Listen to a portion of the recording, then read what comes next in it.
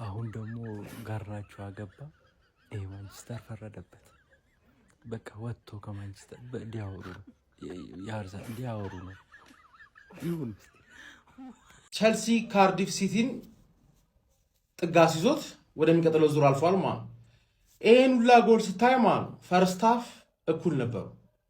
ካርዲፍ ሲቲ ከቸልሲ ቤንች ጋር እኩል ነበር። ማሬስካ ልክ ነው ማለት ነው። ማሬስካ ልክ ነው ስለ ባለቤቶቹ ምናምን ያወራው እዴ 44 ተጫዋች አይበቃውም። ሌላ 44 ቅራቅንቦ ገዝታችሁለት ከዛ ውስጥ መረጥ አድርጎ አንድ 6 ተጫዋች ምናምን ማውጣት ያስፈልገዋል። ቤንች የለውማ። ቶሲን አደረቢዮን ይዘህ አደራበይን ይዘህ የትም አትደርስም። ግልጽ እኮ ነው፣ ግልጽ ነው። ገርናቾ ግን ይችላል። ሃትሪክ መስራት ይችል ነበር። በሆነ ኑት የሰጠውን ኳስ ቢያገባ ኖሮማ ኖርማል ነው። ገባ አይደለ? ቻንስ ያባክናል፣ ቻንስ ይፈጥራል። ሃንግማኖች ግን ለምንድነው ስለ ቸልሲ ገርናቾ ማታወሩት? የቸልሲ ገርናቾ እኮ ይችላል። ተነስተህ ታጨበጭብለት ይገባል።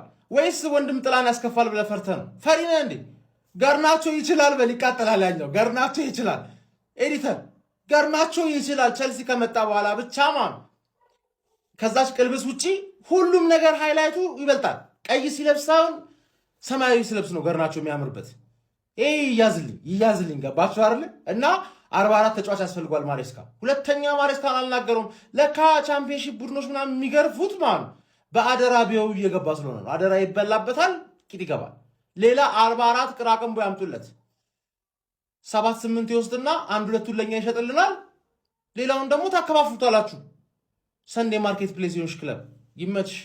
እስከ 7 ሰዓት ቁጭ ብለሽ ቋጥረሽ ቼልሲ ማሸንፎ የጉድ ሰራሽ።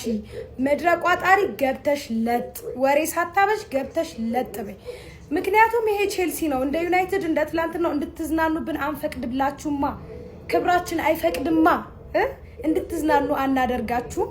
እንግዲህ ሰው ሜዳ ድረስ ተጉዘን 3-1 በሆነ ውጤት አሸንፈናል ማለት ነው። ቼልሲዎች እንኳን ደስ ያላችሁ፣ ይመቻችሁ። ኮፒ ሊንክ እንዳይረሳ። አሸንፈን ወጥተናል። ምናልባት ቪዲዮ ጥራት ላይኖር ስለሚችል እናንተ የሚደረገውን ነገር አድርጋችሁ እንዲታይ አድርጉት። ማለት ዛሬ ቼልሲ ያው ብዙም ተጠባቂ ጨዋታ አይደለም። ስኳድ ሮቴሽን ማለት ይሄ ነው።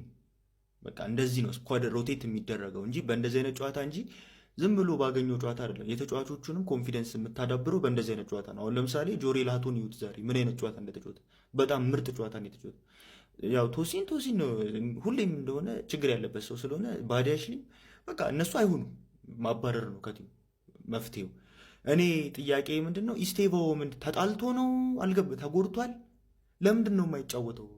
ገብቷል? እኔ አልገባኝም። አሁን በዚህ ምክንያት በኢስቴቮ ምክንያት ምንም ነገር ቢደርስ እኔ አሁን ምንም እንትን አይደለም። ምክንያቱም ኢስቴቮን አይመሰለን በነሳላ አይተናል፣ በነኬቨን ዲብሮይን አይተናል። እንደዚህ አይነት ተጫዋቾች አተን ምን እንዲፈጠር ነው እኔ አልገባኝም። ኢስቴቮን ለምንድን ነው የማያጫውቱት? አልገባኝም። እስቲ እናንተን እንግዲህ ኮሜንት ላይ ሐሳባችሁን ንገሩኝ። ተጎድቷል ለምንድን ነው? አሁን የኒውካስትል ውስጥ ጨዋታ ላይ ያስገባዋል? የልጁን ኮንፊደንስ እንደዚህ ማውረድ። በዚህ በኩል ሲቲ ምናምን ክፈል እያለ ነው። አልገባኝም እኔ ብቻ። እስቲ የእናንተን ሐሳብ አስቀምጡልኝ። ኢቨን ጉንፋን ይዞኝ ማለት ነው እስከዚህ ሰዓት ጠብቄው ራሱ ግልጽ ነው በቃ እንደሚያሸንፍና ምን አይነት ጨዋታ ነበር ያለው ብዬ የጠበኩት። ታግሰናቸው መጨረሻ ላይ ቋ አድርገን ማን እንደሆኑ አሳይተናቸዋል። እንግዲህ ተረኞች ሌሎቻችሁም ተዘጋጁ። 4 ውስጥ እኛ ቀድመን ገብተናል።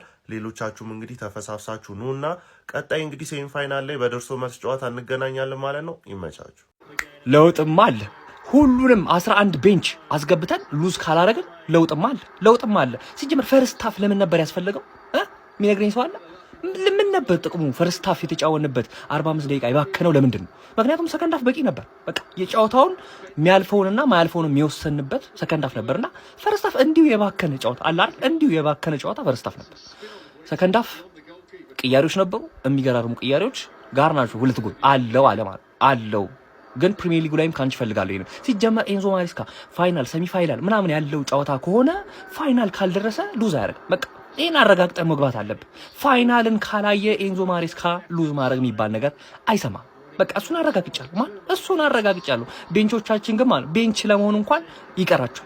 ቤንች አይደለም ቤስት 11 ቤንች ለመሆን ይቀራቸው። ካርዲፍ ላይ አንድ ጎል ፈርስት ሃፍ ማስቆጠር አቃታችሁ። ኤሪዌስ ወደ ቀጣዩ ዙር ያለፍነው የመጀመሪያ ቲም ሆነናል። ማን ነው ቀጣይ ነው? ፋይናል ሳንደርስ ካራባኦ ካፕን በቀላሉ መስጠት የለም። ይመቻችሁ። ቼልሲ በኤፍኤል ካፕ ወይም በካራባኦ ካፕ የሩብ ፍጻሜ ጨዋታ ወደ ካርዲፍ ሜዳ አምርቶ ካርዲፍ ሲቲን 3-1 በሆነ ውጤት ማሸነፍ ችሏል። ለቼልሲም ጎሎቹን ማስቆጠር የቻሉት ተቀይረው የገቡት አሊያንድሮ ጋርናቾ እና ፔድሮ ኔቶ ነበሩ። አሊያንድሮ ጋርናቾ ሁለቱን ጎሎች ሲያስቆጠር፣ ፔድሮ ኔቶ ደግሞ ቀሪዋን ለቼልሲ አንዷን ጎል ማስቆጠር ችሏል። እንግዲህ ቼልሲ በዚህ ጨዋታ ላይ በርከት ያሉ የዋና ቡድን ተጫዋቾቻቸውን አሳርፈው ነበር የገቡት አሰልጣኝ ኤንዞ ማሬስካ።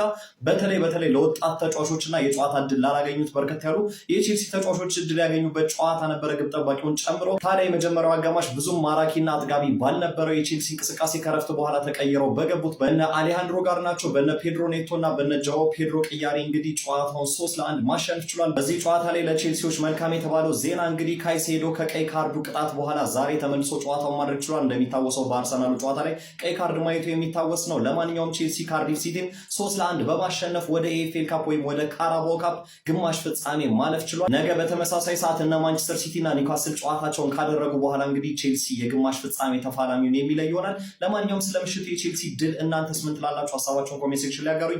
ሜዳ ስፖርትን ፎሎ ማድረግ እንዳትረሱ። አሸንፈናል አባቴ። ያው ሰሚፋይናል ገብተናል። ሰሚፋይናል ገባ ማለት ደግሞ ፋይናል መድረሳችን የማይቀር ነው። ፋይናል ደረስን ማለት ደግሞ ቼልሲ ዋንጫ አይቶ መተው የለም ማለት ነው። ስለዚህ አባቴ ሁልሽም ተጠንቀቂ፣ እዛ ጋ የቀረሹ ቲም ማለት ነው። ለማንኛውም ወደ ጨዋታው ስንመለስ ማለት ነው ያው ፈርስት ሃፍ በጣም ደባሪ ጨዋታ ነበር ያየ ነው። እነ ጊተንስ የተባለ የገጣባ ልጅ የሚባል ምን እንደሚያደርግ አላቅም። ዝም ብሎ በቃ እሱን ተወኝ፣ ስለሱ ተወኝ። በቃ እኔ አማረረኝ እግዚአብሔርን። ቦኑናቴ በጣም የሚያስጠላ ነገር ነው ያሳየን ፈርስት ሃፍ። ሰከንድ ሃፍ ግን አሪፍ ነበር አልዋሽም። እነ ጆርጅ የሚያደርጉት ነገር አይታወቅም። ማርክ ጊዩ ምን እንደሚያደርግ አይታወቅም። በቃ እግዚአብሔርን ግን ከዛ በኋላ ሰከንድ ሃፉ ላይ በጣም ነው አሪፍ የሆነው። በቃ ልክ ቋሚዎቻችን ይሄ ጋርናቾ ምናምን ተቀይረው ሲገቡ በጣም ነው ጸድ የሆነው። በቃ በሁለት ሰው ጃኦ ፔድሮና ጋርናቾ ሲገቡ ተቀየረ ጨዋታው። እግዚአብሔርን ሁለት ሰው እንዴት እንደሚቀይር ጨዋታ እያያችሁ በስማ። ለማንኛውም ጋርናቾ በጣም ትችላለህ። በቃ ምን ልበል ዛሬ በጣም የሚገርም ብቃትን ያሳየን ማለት ነው። የሚገርም አጨራረስ፣ በተለይ ሁለተኛው ጎል በጣም ነው የተመቸኝ። በጣም በቃ አንደኛ ፊሊፕ የርገንሰን አሪፍ እንቅስቃሴ ነው። የሚገርም በቃ እግዚአብሔር ዛሬ ተመችቶኛል እሱ ራሱ። በጋርናቾና ፔድሮ ኔቶ 2 ጎሎች 2-1 ካርዲፍ ሲቲ ተሰጥቷታል ማለት ነው። ፋሚሊያንስ አሁን ቀጣይ ሀሳብ ነው፣ ስለ ቀጣዩ ጨዋታ ነው የምናወራው። ይሄ የገደልነው ጉዳይ ነው፣ አልቋል ማለት ነው። ኳርተር ፋይናል እዚህ ጋር አብቅቷል። አሁን በቀጣይ ደግሞ ፕሪሚየር ሊግ አለ። ፕሪሚየር ሊግ ኒውካስል አለ፣ አስቶን ቪላ አለ፣ በርንማውዝ አለ። ስለነሱ ነው የምናስበው። የዛሬውን ጨዋታ በድል ተወጥተናል። እንገለዋለን፣ እንዳልኳችሁ ገለነዋል ማለት ነው። ገለነዋል፣ አለቀ። ሀሳብ አስተያየታችሁን ኮሜንት ላይ ጻፉ። ጨዋታው ላይ ማን ተመቻችሁ፣ ማንስ ቅር አሰኛችሁ ኮሜንት ላይ አስቀምጡልኝ። ይመቻችሁ። ቼልሲ አሸንፏል።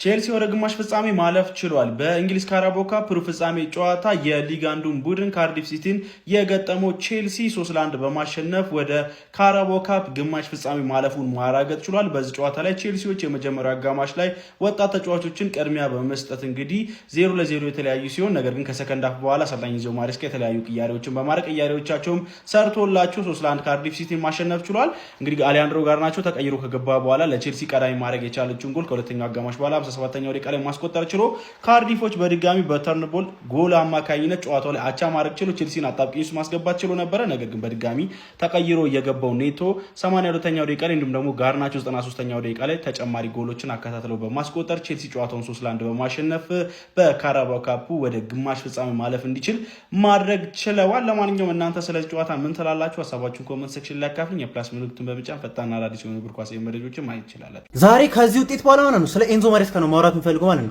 ከዛ በፊት ግን ይሄን ቪዲዮ ሁላችሁም ኮፒ ሊንክ አድርጉት። በጣም አካውንታችን ተመቷል ነው የምላችሁ። ኮፒ ሊንክ አድርጉት።